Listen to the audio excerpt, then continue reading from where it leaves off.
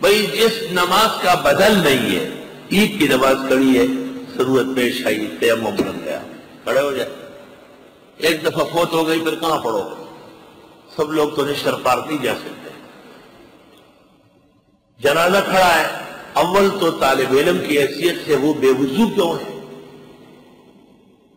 اوبو وافرہ، ڈوڈائی وافرہ، ہر شے وافرہ، نو تب بغیر نہ چاردام نہ ولی گردے کافرہ۔ پنجیری استاد بھائی خیری ہوئے۔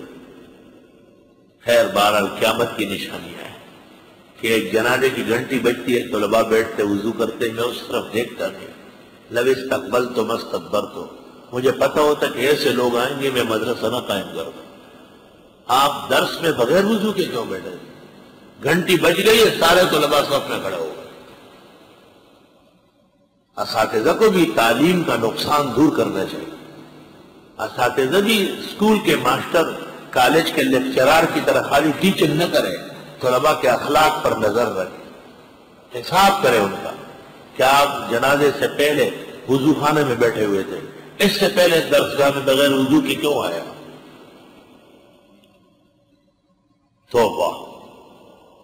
اے چشم اشک بار ذرا دیکھ تو صحیح، یہ گھر جو بہ رہا ہے کہیں تیرا گھر نہ ہو۔ استغفر اللہ۔ تاہم جنازہ شروع ہو رہا ہے، ایک طالب علم کا عذر تھا، اچانک فارغ ہو گیا، اس کو پتا ہے کہ میں وضو سے فارغ ہوں گا، جنازہ ہو چکا ہوگا، وضو خانے کے ہوتے ہوئے یکفی کا ضربتان، ضربۃ لوجهک و ضربۃ لیدیک، دو ہاتھ مار کے کھڑے ہو جائے، کیونکہ جس عمل کا بدل نہ ہو، فقہا کہتے ہیں پانی کے ہوتے ہوئے تیمم جائے۔ آپ کا معمول ہے کہ آپ درس میں باوضو بیٹھتے ہیں، استاد سبق شروع کر چکا ہے، اس وقت آپ وضو کرنے بیٹھیں گے، دو چار جملے رہ جائیں گے، چپکے سے چلتے ہوئے، یہ بہتر ہے بغیر وضو کے بیٹھنے سے، عادت رہے گی۔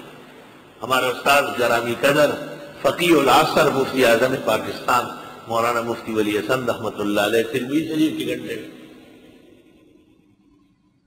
ہم ہنستے تھے، یار کچھ نہ کچھ تو بہتر ہے، کچھ نہ کچھ تو بہتر ہے۔ اللہ اکبر، الحمدللہ حضرت کا یہ اثر ہوا کہ کبھی مطالعے بھی بغیر وضو کے نہیں کیا ہے۔ استاذ کو دیکھا ہے کہ اس بڑھاپے کے عالم میں سخت سردی، سخت زکام، پریشان، ٹھنڈی ہوا، کہتے ہیں کچھ تو بہتر ہے، نیا کچھ تو ہو جائے گا۔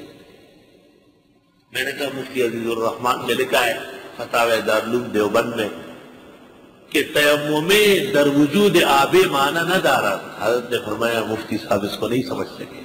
باہر شرح کنز میں لکھا ہے کہ جن کاموں کے لیے وضو ضروری نہیں ہے، پانی کے ہوتے ہوئے تیمم جائز ہے۔